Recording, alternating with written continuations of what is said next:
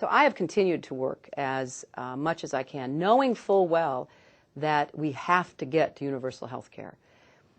But I'm taking a different approach than I had in 93 and 94, where, I was basically representing the White House, and Bill and I had a strategy which turned out not to work.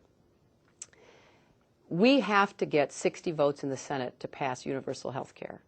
Now, once I get the nomination, I'm going to be campaigning for more Democrats and trying to explain to people, if they don't like gridlock, give me a majority to work with that is big enough that we can really get things done. When we look back on American history and you think about great moments like Medicare and Medicaid and civil rights and voting rights, there were big Democratic majorities, and there were enough Republicans who wanted to be part of progress for our country. There's so many other examples. So I know that the plan is not as important as the political coalition supporting the plan.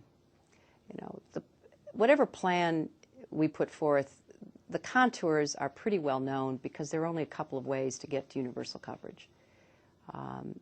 If you favor, as I know your editorial board does, a Medicare for all system, then you have to figure out where you get the votes for that and what the transition would be.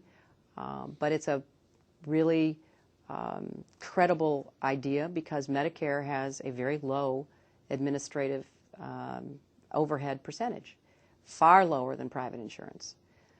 If you go with an employer mandate, then you have to figure out how you deal with small businesses and businesses that operate on a very slim margin and how much you would expect them to contribute and what the individual responsibility would be for those who were self-employed or who were seasonally employed and all the other permutations. If you go with an individual mandate, then we're finding out from what Massachusetts is going through, what's the level of subsidy you need, how do you get particularly young people to do it since they think they're going to be immortal and don't want to pay for it. And then there are combinations. You can open up the Medicare system to people between 55 and 65, which I think has a lot of merit because people start retiring early. They start getting all the ailments of aging, in that decade often. And there are so many people who are waiting till they get to Medicare. There was just a recent study done that proved what all of us know, which is that people save up all of their medical problems between 55 and 65 if they're underinsured or uninsured, so that once they get to Medicare, they breathe this big sigh of relief and start seeing doctors like crazy.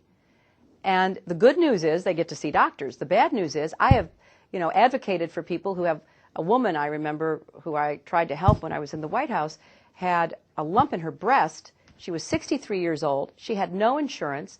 And her doctor said, well, we're just going to watch it. No biopsy because you can't pay for it.